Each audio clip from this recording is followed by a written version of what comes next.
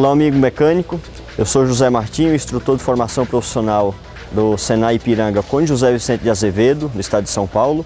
Estou aqui hoje para apresentar para vocês sobre o motor EP6, o motor THP, como conhecido, que equipa os veículos da linha Peugeot 308, 408, 308cc, que é o Coupé Cabriolet, 508, RCZ e o nosso 3008. Nós vamos tratar hoje precisamente sobre o gerenciamento eletrônico dele, gerenciamento do motor, da injeção, que é um motor com injeção direta THP. Então a gente tem um motor turbo com injeção direta, alta pressão de combustível. Essa mesma motorização ela equipa os veículos Citroën, tá? A linha DS3, DS4, DS5 e C4 Lounge. Tá? Sendo que inicialmente foi lançado o C4 Lounge com versão gasolina, que é o nosso objetivo de hoje, falar sobre o motor com injeção gasolina. Eu vou apresentar um pouco para vocês sobre as características construtivas dele. Tá? Então nós temos um motor 1.6, a injeção direta, desenvolvido em parceria BMW-PSA, tá? Que equipa o veículo 3008 desde o ano de 2010. É um motor que ele tem duplo comando de válvulas com VVT, torque dele é um torque muito expressivo, ele tem 24,5 kgfm de torque a 1400 RPM, então a 1400 RPM ele já tem um máximo de torque, e esse torque ele fica um torque constante até uma faixa de aproximadamente aí 4.000 RPMs. Né? Aí dessa faixa em diante é onde a curva de torque começa a diminuir e a curva de potência começa a elevar um pouco. Ele tem uma potência de 165 cavalos, a 6.000 RPMs. A versão inicial do 3008 ele saiu com o motor 156 cavalos. O que mudou dele em relação ao de 165 cavalos foi basicamente a versão de software do motor. Tá? Construtivamente o motor permanece o mesmo, só que o acerto de injeção ele houve mudanças. No lançamento, essa injeção que equipava o motor EP6 CDT, ele era um motor de 156 cavalos, com as mesmas características construtivas, a mesma torque, só mudava a potência. Tá? Com a versão EP6 CDTM, ele mudou a versão de software, que antigamente era MED 17.4 e passou a ser MED 17.4.2 na versão EP6 CDTM. O mecânico consegue encontrar a informação do motor do tipo regulamentar, que é o caractere que informa as características construtivas dele, no caractere 6, 7 e 8 do número do chassi. Tá? Onde o número regulamentar do motor EP6 CDT é 5F0 e do motor EP6 CDTM é o 5FM. Tá? Então, construtivamente tem essas características diferentes que é informada no número do chassi. Vou apresentar para vocês sobre a injeção, vou mostrar um pouco sobre o circuito de alimentação de combustível, o circuito de alimentação de ar, a identificação dos componentes, e algumas estratégias de funcionamento do sistema. Dando continuidade à apresentação do sistema de injeção, tá, que nós estamos abordando hoje, vou mostrar para vocês a localização dos componentes que ajudam ao gerenciamento, que são eles os sensores e os atuadores.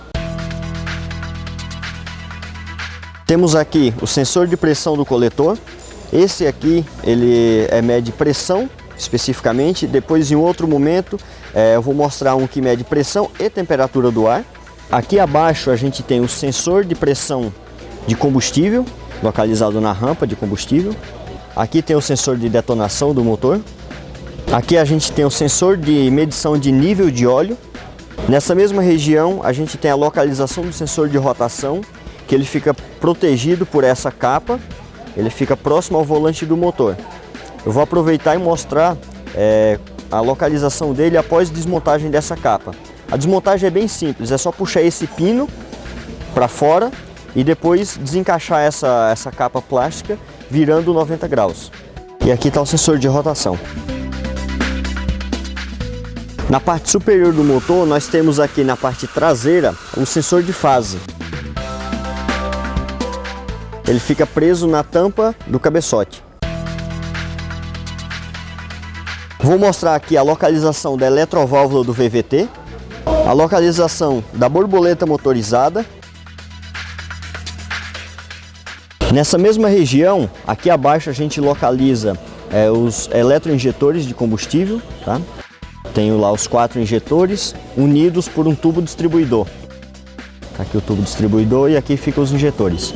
Nessa região a gente tem um chicote que leva alimentação elétrica para a eletroválvula de regulação de pressão de óleo. Essa eletroválvula fica presa à bomba de óleo e é interno ao cárter. Aqui a gente tem a localização da caixa de distribuição do líquido de arrefecimento, tá? Onde fica dentro dela a válvula termostática. E nós temos nessa caixa aqui uma tecnologia que é um termostato pilotado.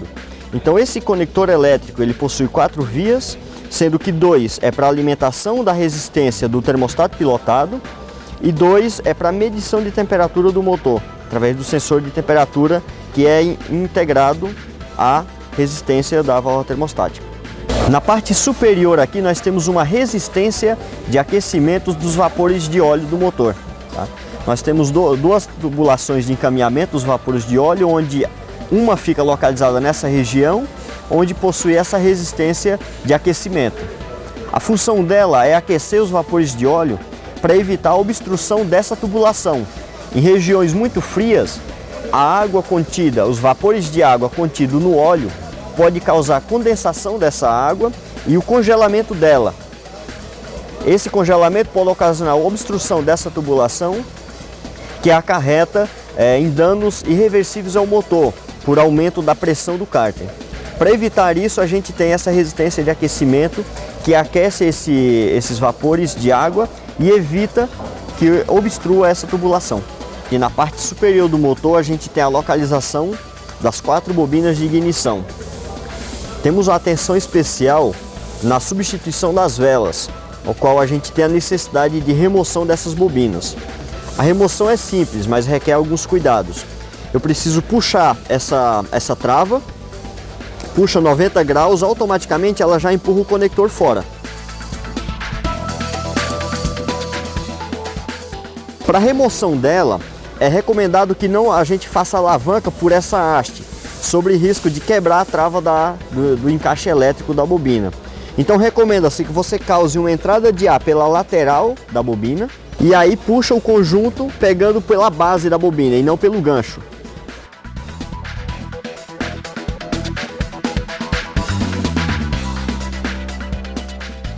Levanta essa parte de borracha, o ar vai entrar por essa canaleta aqui, vai preencher essa região e vai evitar que crie uma força contrária ao movimento de subida da bobina. Eu tenho 4 bobinas individuais, como falado anteriormente, onde ela recebe alimentação elétrica positivo, negativo e um comando para disparo da centelha. E o seu reparo consiste em substituição, caso tenha necessidade, do conjunto inteiro. É possível substituir individualmente as bobinas.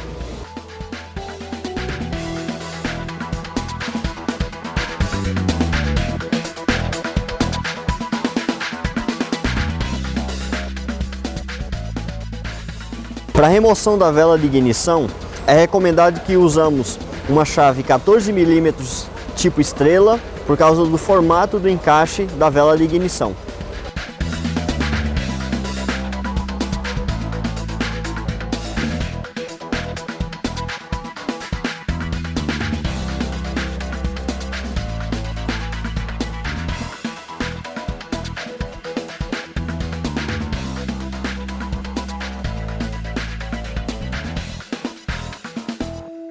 Essa vela de ignição, fabricante Bosch, tá? Nós temos uma característica dela de resistência medido entre a ponta da vela e o entre-eletrodo e a parte negativa da vela. Nós temos uma resistência de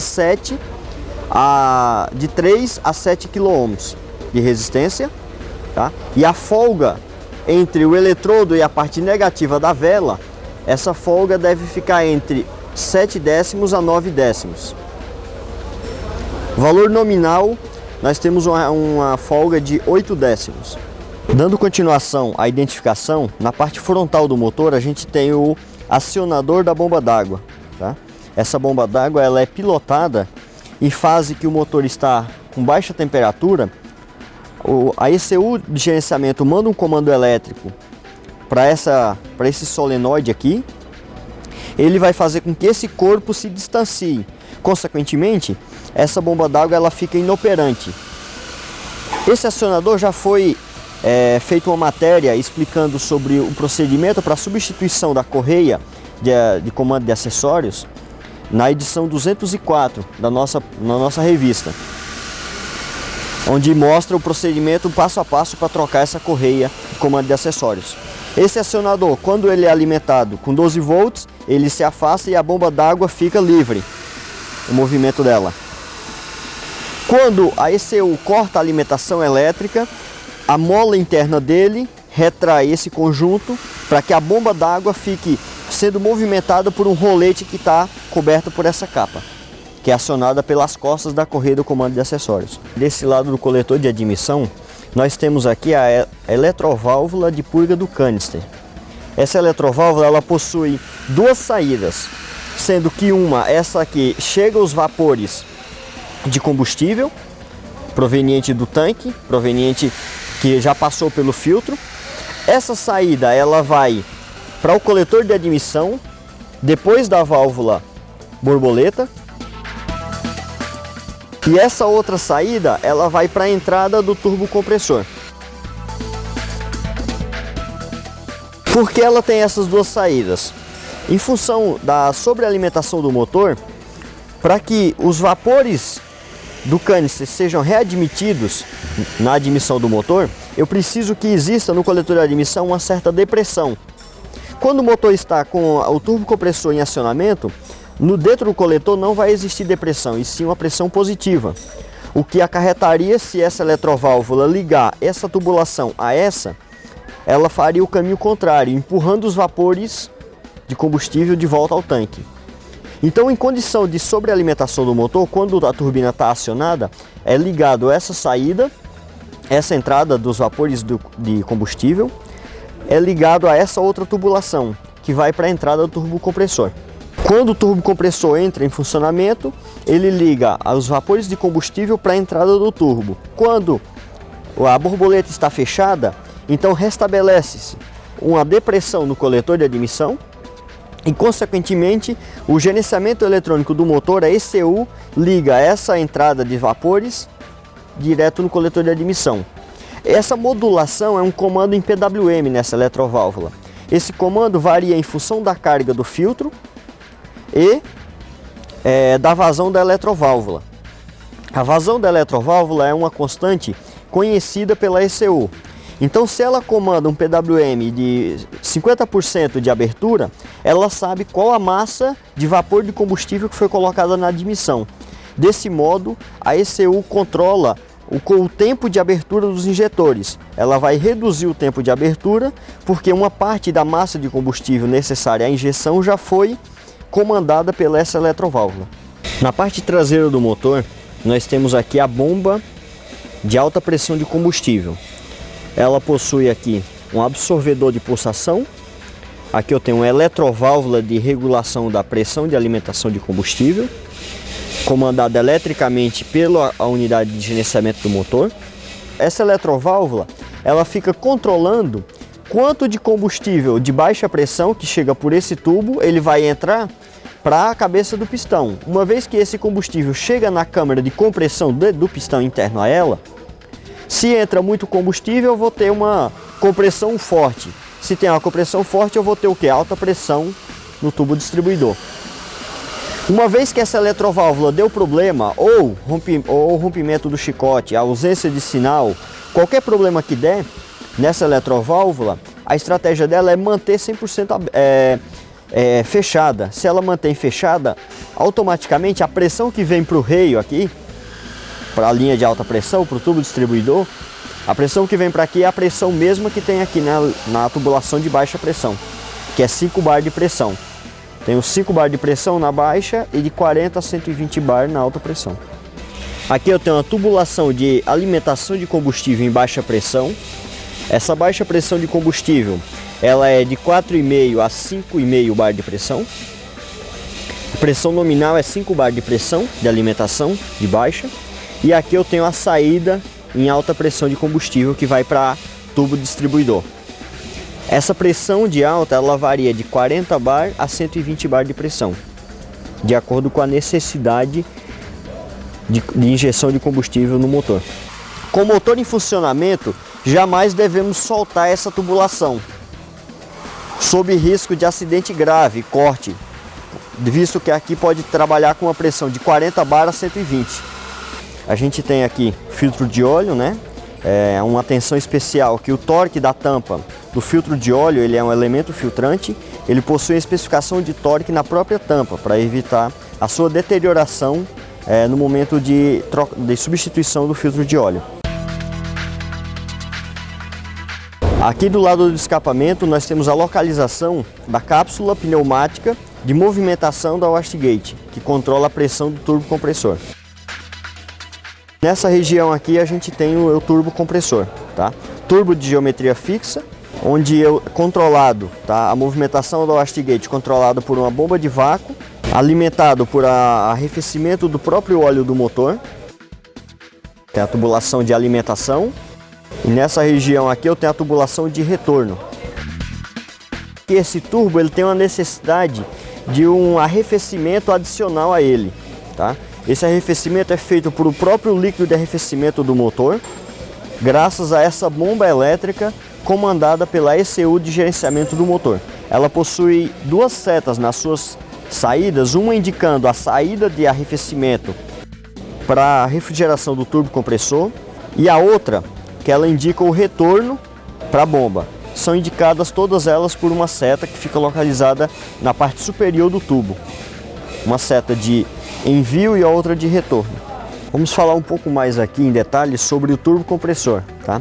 Esse turbo ele tem uma estratégia, uma montagem dele, a construção física dele, na verdade, ela remete a uma divisão do circuito de escapamento, onde você tem o circuito do primeiro cilindro e do quarto direcionado para um circuito e o do segundo e terceiro direcionado a outro circuito. Qual que é a vantagem dessa função?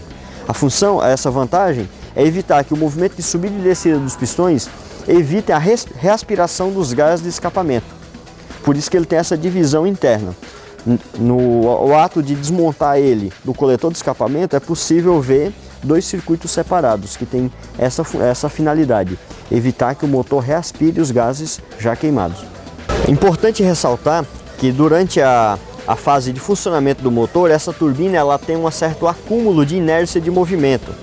Então, antes de desligar o motor, é importante deixar o motor funcionando em marcha lenta durante alguns segundos para garantir que essa turbina ela não vai perder lubrificação, porque a lubrificação dela é garantida por a pressão do óleo. Uma vez que o motor é desligado, a pressão do óleo cessa, ela cai a zero. Então, se você desliga com o motor ainda em movimento, em alta rotação, ele acarreta que a turbina vai perder lubrificação e ocasionar um desgaste prematuro.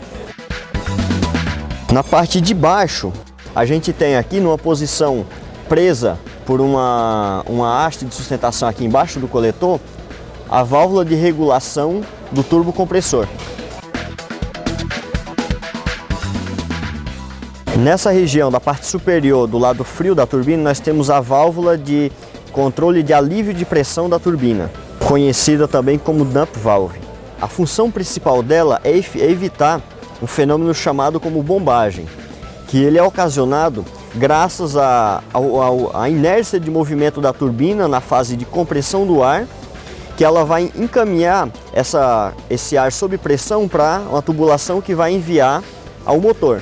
Quando a borboleta está aberta, esse ar vai ser admitido pelo motor. Só que automaticamente, ao momento que você fecha a borboleta, essa pressão ela vai criar uma força contrária ao movimento de rotação da turbina. Então, nesse momento, a dump valve vai abrir um bypass no circuito frio da turbina, garantindo que a turbina mantenha a inércia do movimento e não crie uma contraforça no eixo da turbina, que pode ocasionar a sua ruptura ou danos prematuros à turbina. Na parte traseira também nós temos a localização da bomba de vácuo. Como o motor funciona com a sobrealimentação de ar, o motor não vai produzir a depressão suficiente para auxílio na frenagem. Então nós temos uma depressão ocasionada por uma bomba de vácuo. Essa depressão também será utilizada para o controle da sobrepressão de alimentação do turbo compressor, através da eletroválvula que foi mostrada anteriormente. Dando continuidade aqui à apresentação dos componentes, agora eu vou efetuar a desmontagem da caixa do filtro de ar. Depois que desmontar a caixa do filtro de ar e o coletor de admissão, nós podemos ter acesso ao tubo distribuidor de alimentação dos injetores. Esse tubo, para ter acesso a ele, como falei, nós vamos desmontar a caixa de filtro de ar, o coletor de admissão, desmontar todos os periféricos do lado da admissão. O início da desmontagem, ele subentende se a gente soltar um parafuso Torx 25, que fica do lado aqui na parte superior. Solta esse parafuso Torx.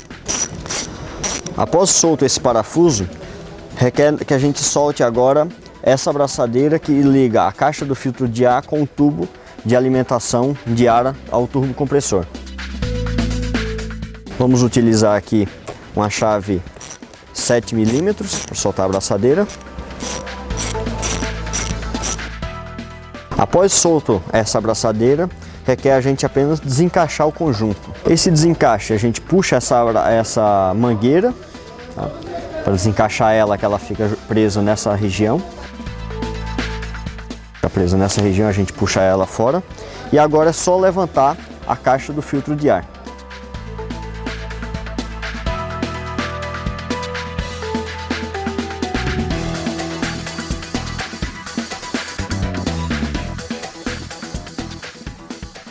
Então no motor eu tenho 4 pontos de encaixe, 3 pontos de encaixe e um parafusado.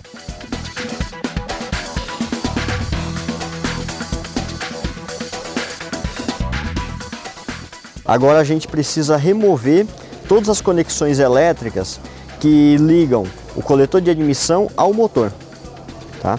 Essas conexões a gente inicia pelo sensor de pressão do coletor, onde eu tenho uma trava na parte superior, o qual só o fato da gente apertar ela, você já consegue destravar a mesma.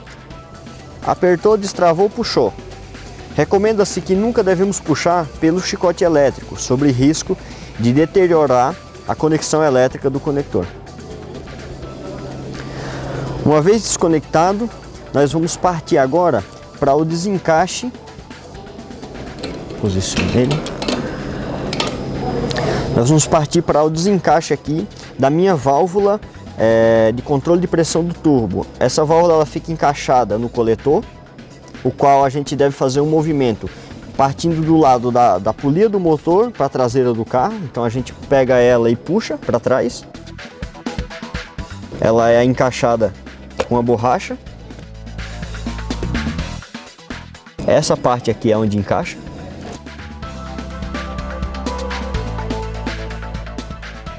Para desconectar a conexão elétrica, o mesmo movimento, só devemos apertar aqui e puxar. Tem toda a tubulação de pressão atmosférica, depressão, e ligação da bomba de vácuo. Essa tomada é de pressão atmosférica, tá? Ela recebe a pressão atmosférica desse lado da válvula. Essa tubulação eu recebo depressão gerada pela bomba de vácuo do motor. Tá? E essa tubulação, essa um pouquinho mais espessa aqui, ela vai lá para o controle da wastegate. Só para visualizar, vamos localizar aqui na parte inferior onde fica encaixada esse furo no coletor de admissão. Tem uma alça de metal onde ele fica encaixado. Encaixa essa parte, essa fenda lá, nesse movimento. Dando continuidade ao processo de desmontagem, nós vamos desmontar essa trava desse tubo que leva a depressão até a wastegate. Para desmontar ela com a chave de fenda fina, você põe ela na lateral, paralelo a essa haste de metal aqui, paralelo a essa parte metálica, e faz um movimento de alavanca para fora.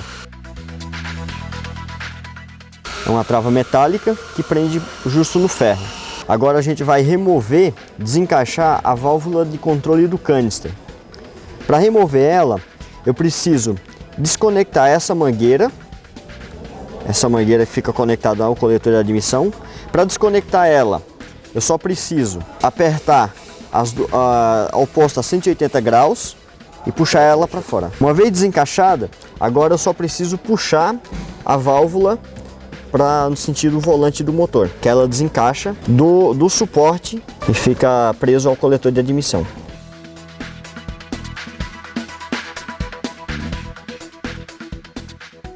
Dando continuidade, eu preciso remover essa tubulação de reaspiração dos vapores do cárter.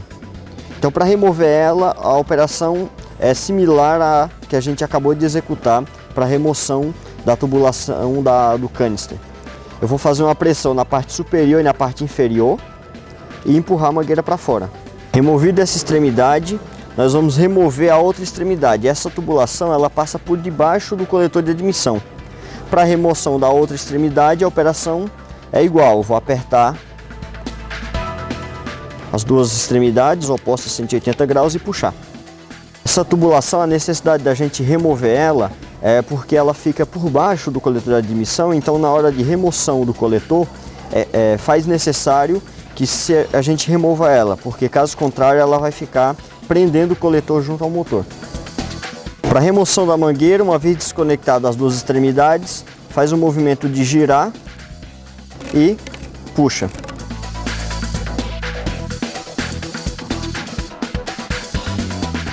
Uma vez removido aquela tubulação, nós vamos soltar esse chicote que ele fica preso, né? Ele fica preso aqui junto a esse suporte da válvula de controle do canister e de controle da pressão do turbo.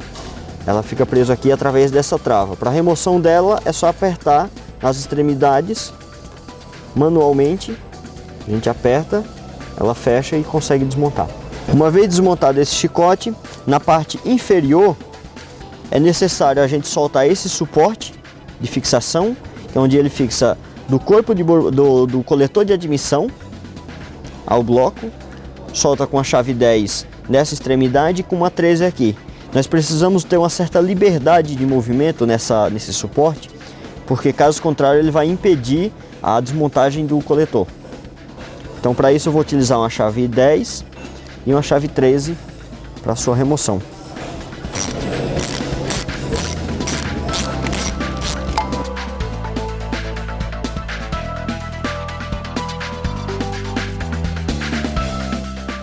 Uma vez removido, a parte de baixo, solta com uma chave 13 longa e afasta o meu suporte.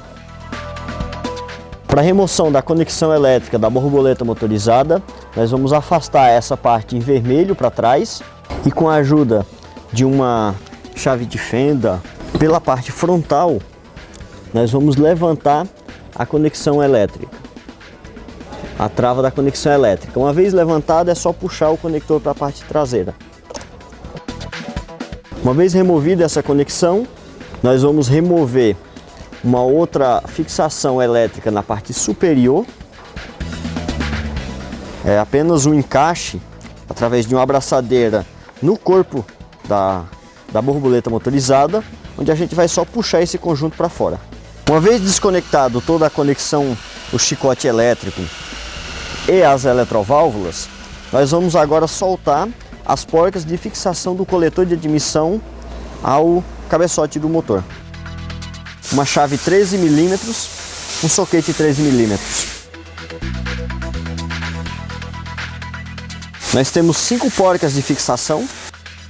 Uma vez removidas as 5 porcas, agora a gente vai proceder à remoção do coletor. Sempre que nós removemos esse coletor, é importante que nós efetuamos a substituição dessas juntas de vedação, sob risco de o motor perder rendimento por vazamento ou entrada falsa de ar pelo coletor de admissão.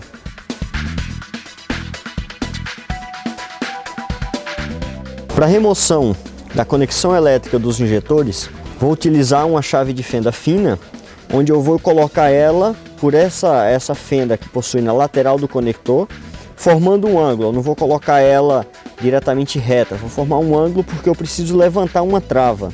Então você encaixa ela.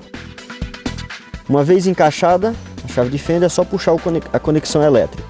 Então quando a gente coloca a chave, o que nós estamos fazendo? Levantando essa trava.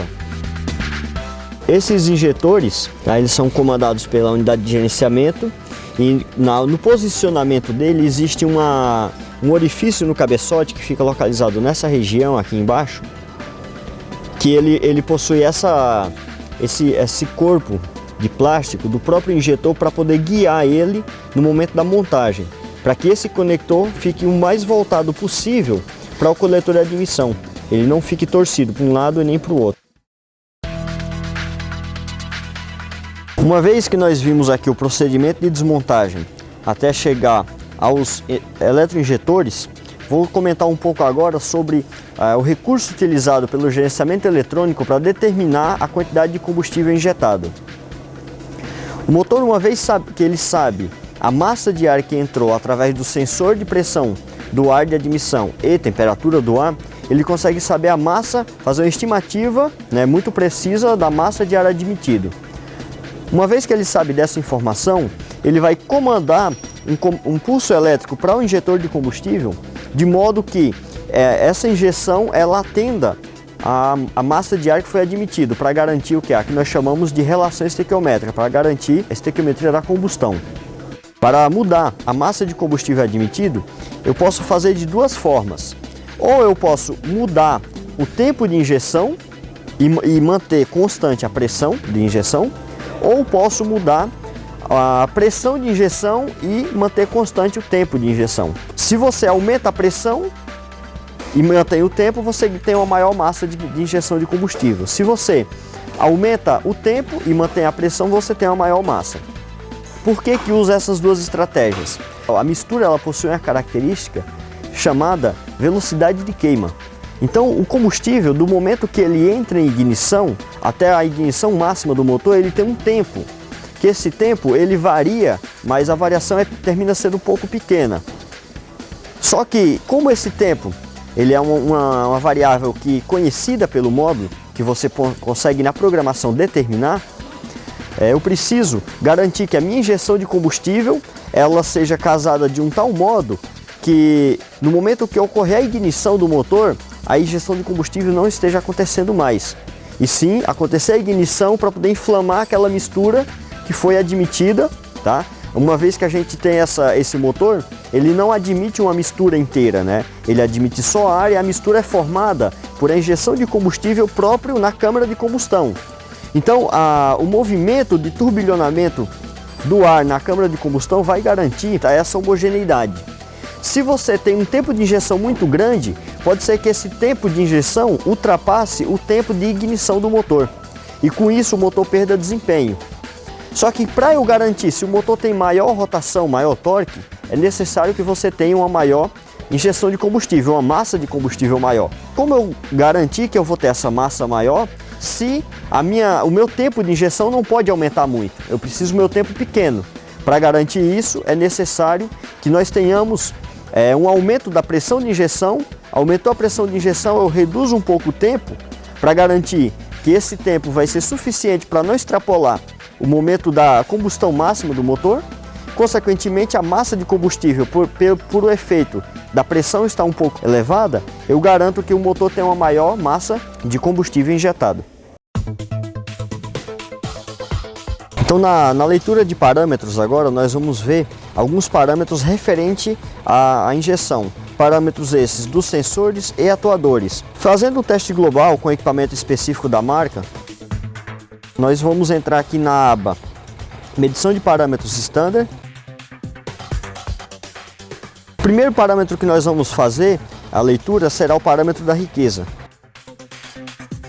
onde ele mostra a rotação do motor, tensão de bateria, temperatura do líquido de arrefecimento, e aqui ele mostra a injeção individual para cada cilindro. Nós podemos observar que o tempo de injeção ele é variável para cada cilindro, eu não tenho um tempo padrão para todos os cilindros. Ele varia para garantir que o motor tenha um melhor rendimento, tenha um melhor aproveitamento do combustível com baixa emissão de poluentes. Por isso que ele fica monitorando cilindro a cilindro e modulando esse tempo de injeção. Embaixo a gente tem o estado da sonda de oxigênio, a montante. O estado da montante significa que é a sonda antes do catalisador, como que ela está modulando, rica, pobre, tá?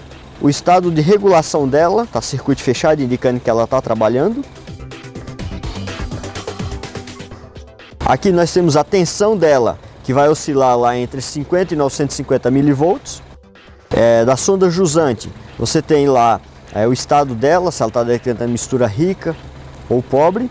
Lembrando que a sonda jusante, o intuito dela é monitorar a vida do catalisador. O estado de regulação dela está circuito aberto porque o motor não atingiu temperatura de funcionamento ainda, então ela ainda está circuito aberto, não está trabalhando junto. Aqui seria a tensão de modulação dela. Essa tensão na sonda jusante, ela tende a ficar mais estável, diferente da sonda montante, que oscila. Essa tensão aqui, ela tende a ficar estável, porque se ela acompanha o estado da sonda montante, indica que o catalisador já está deteriorado. Aqui embaixo nós temos a relação cíclica de abertura e aquecimento da sonda montante. Eu estou com 82% de PWM na resistência de aquecimento da sonda, que tem por finalidade garantir que a sonda de oxigênio entre em trabalho um pouco mais cedo. E aqui eu tenho a relação cíclica de abertura e de aquecimento da sonda, a jusante. Eu tenho também um PWM, o qual eles têm o intuito de colocar a sonda em trabalho antecipadamente, evitando ter que esperar o motor aquecer para a sonda entrar em funcionamento. Aqui embaixo eu tenho a relação cíclica de abertura da eletroválvula de purga do canister, onde essa eletroválvula nós explicamos anteriormente. A modulação dela leva em função a pressão que está no coletor. Se o motor está em marcha lenta, então ela vai modular ligando o circuito de alimentação dos vapores do combustível ao coletor de admissão. Se o motor está em carga, significa que o turbo compressor está em acionamento, ela vai modular ligando o circuito de alimentação dos vapores de combustível proveniente do tanque com uma tubulação na entrada do turbo compressor, porque ela vai fazer a função, vai evitar que o turbo compressor retorne esses vapores. Ora ele modula coletor de admissão, ora ele modula a entrada do turbo em função da carga. Dando continuidade aos parâmetros, nós vamos ver os parâmetros de ignição do motor. Então ele me informa rotação, tensão de bateria, temperatura de água, avanço do motor, tá? E esse avanço ele me dá lá avanço máximo, mínimo, certo? E eu mostro o avanço individual para cada cilindro. Lembrando que eu tenho injeção monitorada individualmente para cada cilindro, eu também tenho o avanço de injeção individual para cada cilindro. Esse motor ele possui uma estratégia também que, em condição de partida, o qual o motor está com a temperatura abaixo de menos 10 graus Celsius, e rotação do motor de partida ela está até 100 RPMs, ele vai fazer múltiplas centelhas, até 8 centelhas no máximo, para garantir que o motor tenha um aquecimento da massa de ar e combustível previamente admitido, para garantir que ele vai aquecer e vai conseguir acontecer a combustão, mesmo que o motor esteja em baixa temperatura. Aqui ele me mostra o estado de degradação de avanço médio, de acendimento, inicialização. Então, em função de alguns fatores, como por exemplo o combustível de má qualidade, eu posso ter problema que o motor vai detectar como problema no avanço, mas está associado ao combustível, que aí é onde acontece a tão conhecida nossa, a pré-ignição do motor. Então, se o motor acontecer um certo número de pré-ignições, ele precisa contar essas pré-ignições e chegou um certo valor, ele vai indicar através do sinal luminoso. Ela acende luz de injeção ao usuário que esse motor possui uma falha para ele levar até uma oficina para efetuar o reparo.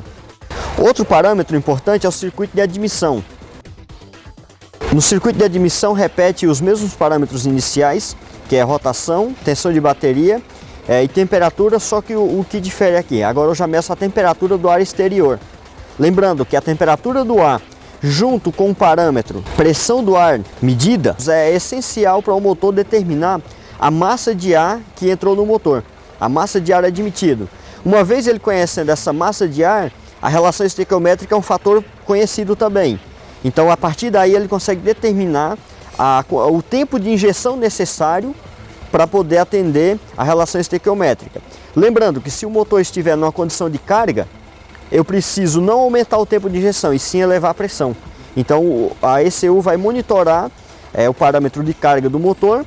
Como que ela sabe a condição de carga? Ela sabe a condição de carga do motor através da posição de pedal, abertura de borboleta e rotação do motor.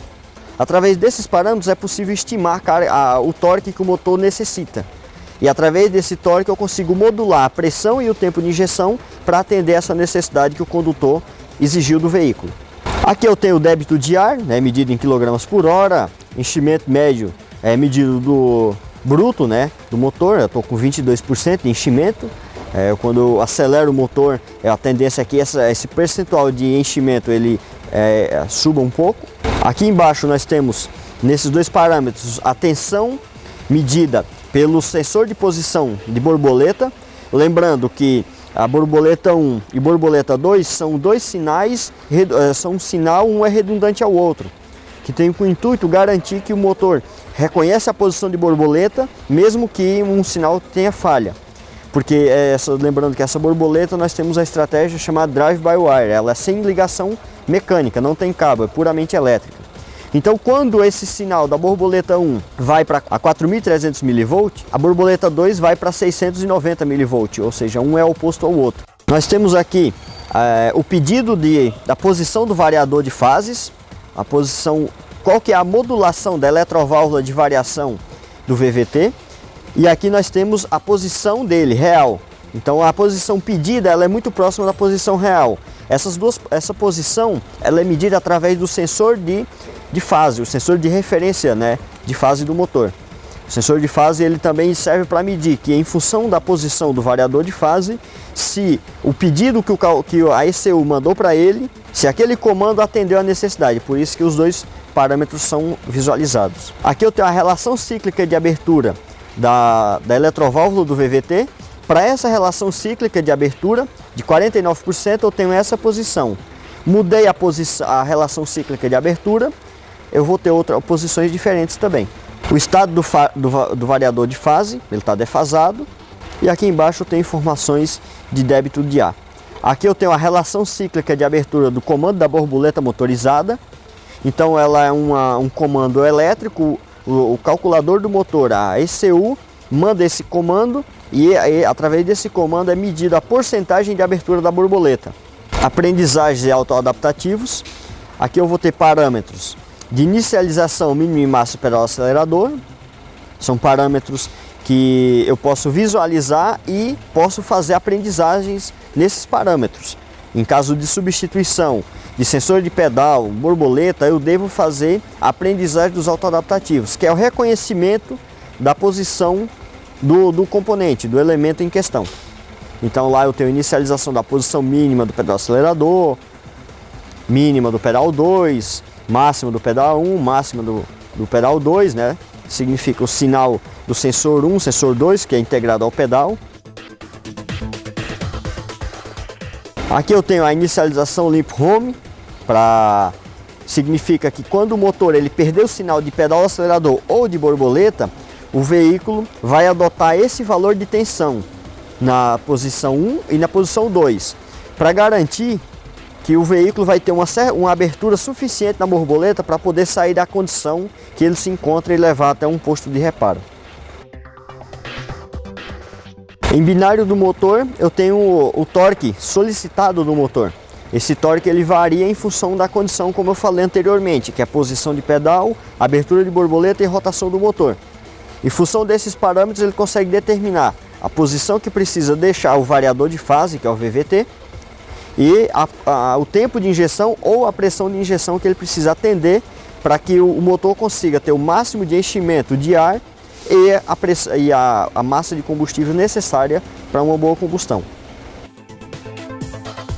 No parâmetro sobre alimentação e injeção direta, nós vamos visualizar aqui a pressão atmosférica, que é medida pela unidade de gerenciamento do motor, a relação cíclica de abertura da eletroválvula de regulação do turbocompressor.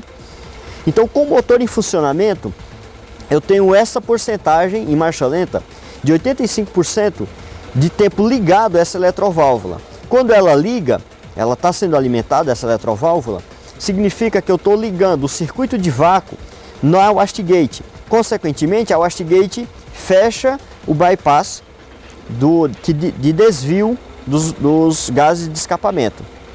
Uma vez que esse PWM, essa porcentagem reduz, significa que a eletroválvula está comandando a wastegate para desviar uma parte dos gases de escapamento para não passar sobre a turbina, porque a turbina já atingiu a pressão de trabalho do motor.